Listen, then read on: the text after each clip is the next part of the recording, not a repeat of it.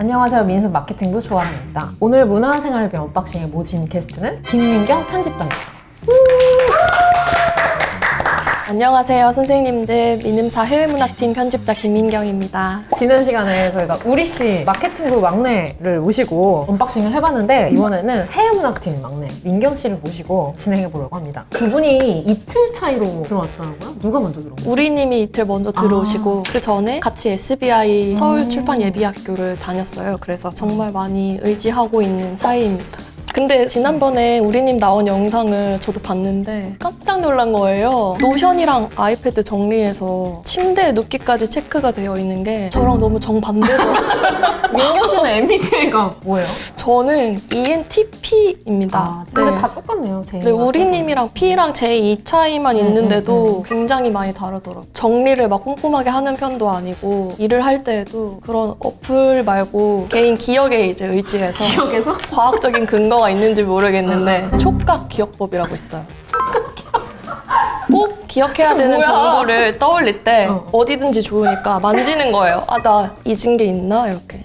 그러면 떠올라요? 그렇죠. 안 떠오르면 못하고. 안 떠오르면 못하는 거야? 그게 사실 원래 더 효과가 좋으려면 여기를 이렇게 때려야 돼요. 아픔으로 기억하는 거죠. 콩깍기억. 기억해 이렇게 해야 되는데 저희 사무실이 너무너무 조용해서 펜 떨어지는 소리도 들리거든요. 그래서 여기를 이렇게 때릴 치면은 수가 소리가 안 없으니까 살포시 이렇게. 마케팅 보러 왔으면 그냥 막 그쵸. 아 맞다. 그러면 촉각이 이제 해가지고 1년이 이제 좀 넘은 걸로 아는데 그쵸. 요즘은 어때요? 기억력 말고는? 저는 사실 처음에 들어와서 3개월이 가장 많이 힘들었던 것 같아요. 그때는 아무도 저한테 뭐라고 하시는 분이 없는데 너무 주눅 들어서 혼자 이렇게 있어가지고 퇴근하고 집에 가면 여기가 아픈 거예요. 하루 종일 움츠리고 있어서. 하는 거 없이 진짜 어깨가 멈춰든 시기가 있는 것 같아요, 신입 때. 하지만 이제 당당히 어깨를 펴고 어깨를 펴야 돼. 이제는 그냥 어깨가 아픈 시기가 와요. 편히 있어. 그래서 오늘은 민경 씨 더 이상 주눅 들지 말고 당당히 2년차 직장인으로 거듭나라고 사무실 기본템 언박싱을 준비해봤습니다. 지난 시간에 제가 사무실 책상에 나만의 소가구 같은 거 들여놓으면 애착이 생긴다 이런 얘기를 한 적이 있는데 민경 씨도 이번 기회에 좀 소가구들을 애착에 들여가지고 정착하시라고. 그럼 김민경 편집자를 위한 사무실 기본템 문화생활비 언박싱을 시작해볼까요? 그럼 민경 씨가 먼저 쓰고 있는 아이템 먼저 소개해볼까요? 첫 번째로 소개해드릴 아이템은 버터의 데일리 하루 한 잔 작두콩차입니다. 회사를 다니기 시작하면서 비염이 좀 심해졌어요. 원래 없어. 원래는 이렇게 심하지 않았는데 바로 위에 히터가 있는 자리에 앉아있다 보니까 엄청 공기가 건조해서 비염이 좀 생겼는데 커피를 마시면 몸에 수분이 없어져서 더 심해진다고 하더라고요. 커피 대신 마실 수 있는 게 뭐가 있을까 하다가 이게 비염에 좋다고 해서 사봤어요. 그래서 티백이 이렇게 10개가 들어있어서 간편하게 넣으면 냉수나 정수에도 되게 잘 냉수인데요? 우러나더라고요. 그래서 정말 효능이 있는지는 모르겠지만 염증을 좀 줄여주고 면역력을 강화시켜주는 효능이 있다고 해서 믿음으로 꾸준히 요즘 우리 마시고 엄마인 줄 알았어.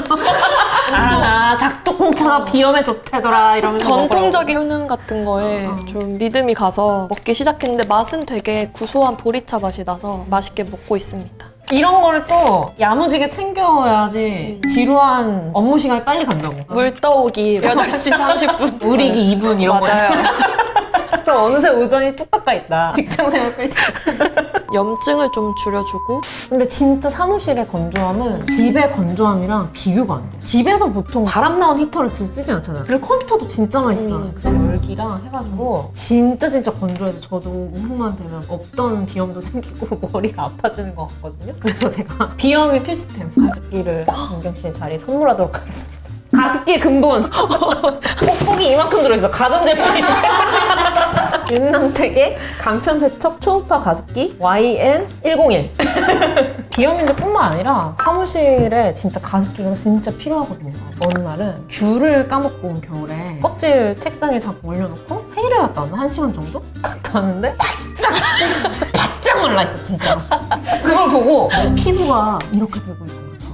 그때부터 가습기를 틀어대고 있는데 이 정도 용량이 또 한 번 해놔야 퇴근 때까지 가. 안 그러면 막 정신이 없어. 막 계속 가서 물 떠야 돼가지고 이 정도 해놓으면 그래도 하루는 가고 딱 퇴근 전에 씻고 딱 가면 되더라고요. 그래서 시행착오 끝에 오래 정착하게 된 아이템이고 저희 사무실에 쓰고 있어요. 가습기는 세척이 진짜 중요하잖아요. 사실 안 트는 게 나았다 할 정도로 색연 뿜는 기계가 될 수도 있잖아. 필터형도 써보고 여러 가지 써봤는데 아무리 간단하다고 해도 뭔가 쿰쿰한 구석이 있었는데 이거 진짜 없어. 쿰쿰한 구석이 없더라고요. 이걸 들고 가서 그냥 씻으면 돼. 컵처럼. 큰 컵처럼 이렇게. 저도 추천받아서 사실은 구매해보게 된 건데 제가 여기서 물을 받고 있는데 옆팀 부장님이 이거 우리도 아이 키울 때 썼었어 이러면서 마치 광고 멘트처럼 과연 근본이긴 한가 보다 이러면서 안심하면서 쓰고 있는 아이템입니다. 사실 단점이 있다면 놀라울 정도로 디자인이 날것이야. 이 전원 버튼 너무 충격적이잖아요. 그리고 이 다이얼도 80년대 그 TV 다이얼처럼 이렇게 돌아가는데 아무튼 뭐 물만 잘 뿜어대면 좋으니까 또 약간 이런 날 것 때문에 집에서 좀 그렇지만 사무실은 그 정도는 괜찮지 않나? 사무실은 괜찮죠. 지금 좀 건조한 것 같은데 한번 좋습니다. 틀면서 해볼까요? 우와. 아름다운 소리도 들리네요. 약간 그쵸? ASMR. 근데 이 기계에서 윙 하는 그런 소리는 없는데 이 네네. 물소리가 좀 나긴 해. 편집도 되게 조용히 했네. 이 정도는 괜찮을 것 같습니다. 다음 아이템 진짜 본격적이더라고요. 소개해 주시겠어요? 다음으로 제가 준비한 아이템은 박스가 있어서 그대로 가져오게 됐는데요. 마이크로소프트의 스컬프트 에고노믹 데스크탑.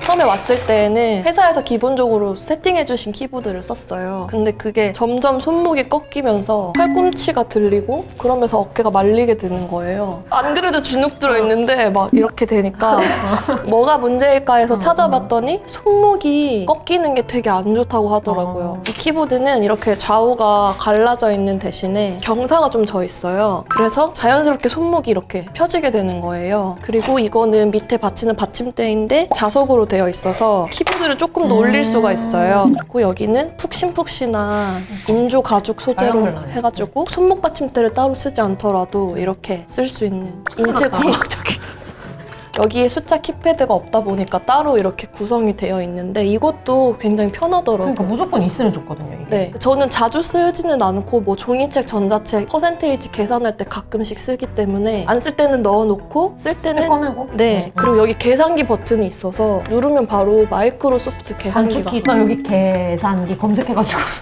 계산기. 그리고 사실 손목을 가장 아프게 하는 거는 마우스잖아요. 이게 약간 버티컬 마우스는 아니지만 살짝 돌림으로써 손목 통증을 좀 줄여줘요. 손목도 마우스 되게 험악하게 생겼는데 그런 건 진짜 극단적으로 생겼잖아요. 요렇게 너무 생겼잖아요. 귀엽다. 또 여기 뒤로 가기 버튼이 숨겨져 있어요. 그래서 뒤로 가기를 황급하게 할 때 가장 좋고 황급하게 뒤로 가게 할 일이 많잖아요. 사무실에 제 자리가 입구 바로 아 들어오면 바로 보이는 그런 자리여서 그리고 이 파란색 버튼도 기본 버튼인데 윈도우 자기가 옵션을 정할 수 있어요. 그래서 저는 캡처 버튼으로 바꿔놨거든요. 그래서 이걸 누르면 바로 캡처 창이 떠서 마우스로 영역 설정만 하면 되게끔 설정을 해놨어요. 확실히 이 세트를 쓰고 나서는 손목이 편안하다는 느낌이 많이 들고 피로도도 덜하고 왠지 멋있는 느낌 그러니까요. 나잖아요. 유능감이 쩌는데? 키보드로 뭔가를 글을 써야 되는 업무가 많은데 그럴 때 좀 기분 전환도 되고 해서 잘 쓰고 있습니다. 네, 막 이렇게 되니까 아니 뭐 손목 건강은 이렇게 이미 너무 풀세트로 야무지게 챙기고 있는 것 같아가지고 목 건강에 좋은 걸 준비했습니다. 제가 쓰고 있는 화제의 제품인데 여러 번 언뜻 소개를 했었어요. 연주랑 유진 씨 다 쓰고 있는 아이템이기도 합니다.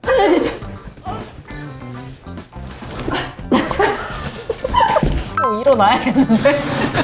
이 제품은 리템의 유트로 소품함 중형 3단입니다. 이거 원래는 뭐 모니터 받침대는 아니고 소품함으로 나왔는데 모니터도 올리고 수납도 하고 그럼 좋을 것 같아서 저는 지금 모니터 받침대로 쓰고 있습니다. 그리고 여기가 생각보다 수납이 깊어가지고 많이 되거든요, 여기. 한 손살무거 정도까지도 들어가는 사이즈예요. 그래서 펜 같은 거 그냥 막 넣어놓기도 좋고 웬만한 사이즈의 메모지들 그런 것도 다 들어가가지고 여기다 싹싹싹 넣어놓으면 정리의 신같이 보일 수 있다. 하지만 안에 열어보면 근데 여기 라벨링을 좀 잘 하셔야 돼요. 안에 안 보여가지고 가위 찾는다고 다 열어보고 라벨링을 잘 해서 쓰시면 진짜 깔끔하고 야무지게 쓰실 수 있다. 모니터가 더 잘 보이겠어요. 거의 전광판처럼. 지금도 제 모니터 진짜 잘 보이거든요. 목 건강을 위해서 써보도록 하겠습니다. 알겠습니다. 다음 마지막 아이템인데 이거는 아이템이라기보다도 컨텐츠가 너무 좋은 것 같아가지고 소개하게 되었습니다. 다음으로 소개해드릴 아이템은 미눔사의 인생 인력입니다. 저는 이거를 행복 적금으로 쓰고 있는데요. 행복 적금은 적금을 넣듯이 무엇 때문에 행복했는지 두세 줄 정도를 써서 접어서 넣어놓는 적금이에요. 그래서 만기가 되면 돌려받잖아요. 친구들이나 뭐 가족들이랑 같이 연말에 모여서 1년 동안 했던 적금들을 꺼내서 같이 읽어보는 것까지 행복 적금입니다. 처음에는 행복한 날만 써서 넣어놓고 퇴근하자 이렇게 생각을 했는데 진정으로 행복한 날이 많지 않은 거예요. 그래서 정말 진짜 소소한 행복을 써놓을 때도 있었고 어떤 때는 회사에서 좀 지치고 혼나거나 아니면 어떤 실수를 했을 때에도 이거는 좀 기억할 만한 가치가 있다 라고 생각했을 때는 행복하지 않은 일도 쓰고 해서 이렇게 가득 모았어요. 우와, 진짜. 그래서 진짜 다 열어서 읽어보았습니다. 이거 좀 봐도 돼요? 떡 만둣국 먹고 우정 조지기? 세상에 필요한 게 많지만 정말 필요한 건 우정, 사랑, 건강뿐. 죽는다 죽어. 근데 나도 이런 거 잘 못 참잖아요. 근데 이 민경 씨의 이거는 참을 수 있는 느낌이 있어. 글씨체가 그렇게 감성적이진 않아. 빨리 쓰고 퇴근하지. 퇴근하기 10분 전에 하는 의식이어서 악명초교, 적자대조. 만만치 않은 싸움이 되겠지만 절대 지지 않으리. 반드시 세상 밖으로 내보낸다! 여러분, 화제 악령, 도스토옙스키 악령 1, 2, 3권, 무려 1, 2, 3권짜리 세계학 전집을 민경 씨가 담당했습니다. 팀장님과 2분기 면담. 너무 든든하면서도 힐링되는 말 많이 들음. 그래, 열심히 하자. 그럴 필요는 없지만 세상에 뭔가 보여준다. 그럴 필요는 없지만 보여준다. 다음 거는 D-1. 족장의 가을 마감 중. 마르케스 형, 이제는 저를 놓아주세요. 전화할 만큼 했습니다. 느낌표. 남의 행복 적금도 힐링이 되네요. 근데 내가 딱 하면은 행복한 느낌 플러스 내가 했던 책들까지 이렇게 다 돌아보고 맞아요. 죽는다 죽어. 근데 지금 이거 뭐예요? 이게 마땅한 통을 찾을 수가 없어서 테이프 커팅기를 사고 남은 통을 재활용 썼었어요. 그리고 올해 거는 연필깎이 사고 남은 통. 아니 뭐 이게 쓰임이 한 번 더 있으면 좋긴 한데 그래도 행복 적금이라는 취지에 맞게 그냥 머금통에다 적금하면 좋지 않을까 해가지고 다음 거 제가 준비해봤습니다. 이거는 써규케이의 케이크 틴 케이스입니다. 오늘 민경 씨 책상에 가득 차겠어. 놓을 데가 있을지 모르겠어. 케이크는 행복할 때 주로 먹잖아요. 너무 귀여운 디자인 틴 케이스가 있어서 준비해봤어요. 이게 3단이니까 진짜 돌아버리겠다. 행복해서 미치겠다 이럴 때 꼭대기. 그런 날이 잘 없으니까. 그쵸? 제가 1년 해보니까 없더라고요. 그렇게 많지 않을 수 있다. 그 다음은 좀 그 다음 행복할 때. 그리고 여기는 그 외의 감정들. 너무 예쁜 것 같아요, 진짜. 그쵸. 감사합니다. 축하합니다. 선물. 입사 축하드립니다. 2주년 축하합니다. 감사합니다. 그런 날이 잘 없으니까. 그쵸. 민경 씨가 해외문학 편집자답게 또 세계문학 전집 덕후라고. 제가 개인적으로 인생 버킷리스트로 미니파 세계문학 전집을 한번 모아보자 그런 목표를 세웠었어요, 입사하기 전에. 그래서 지금 한 130권 정도 보유를 하고 있습니다. 다 읽었어요, 그거는. 미안해. 이거 질문이 무례했어. 책을 사랑하는 사람들은 그냥 가지고 있기만 해도 그럼. 뇌파가 이렇게 송신돼서 그거 아시죠? 무슨 소리야, 이건 또. 이상하 대전이네, 진짜. 책을 사서 쌓아두면 알 수 없는 뇌파가 송신돼서 현명하게 만들어준대요, 사람을. 솔직하게 말하면 반 정도는 정말 처음부터 끝까지 다 읽었고 못 읽은 책도 있고 아예 펴보지도 않은 책도 있고 하는 실정입니다. 실정 잘 들었습니다.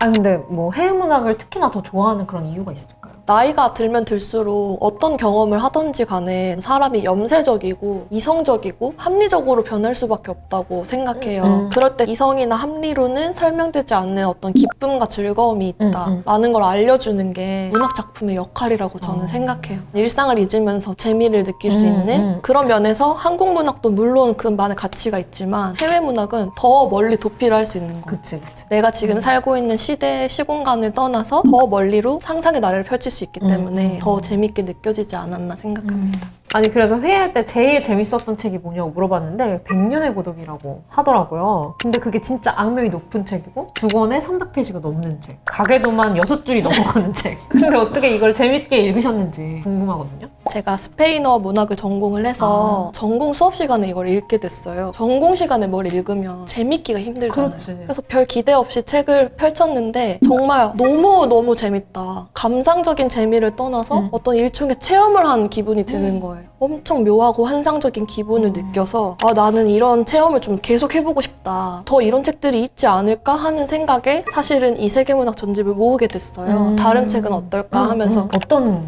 내용인가? 내용은? 부엔디아 집안 가문의 연대기예요. 한 100년에 걸쳐. 가상의 어떤 늪지대에 있는 마콘도라는 마을을 부엔디아 가문의 첫 번째 할아버지가 다 같이 우리 새로운 마을에서 살자 해서 한 20명 정도로 데리고 와서 살게 돼요. 거기서부터 이제 시작하는 이야기인데 정말 말도 안 되는 일들이 계속 일어나는 거예요. 사람들이 불면증에 걸리는데 불면증이 막 전염돼요. 근데 불면증이 지속되면 지속될수록 기억력이 점점 없어져서 다 포스트잇을 붙여요. 막 마을에. 이거는 암소, 이건 암탉 막 이렇게. 그 촉각기억법 있었으면 좋겠어. 써서 막 붙여놓고 다니다가 한 떠돌이 집시가 이걸 먹어보렴 해서 푸른 물약을 먹으니까 갑자기 싹 다 나아요. 근데 이런 일이 챕터마다 계속 일어나는 거예요. 근데 마콘도의 주민들은 너무 수더분해서 그런가 보다. 별일이 다 있네 하면서 살아가는 거예요.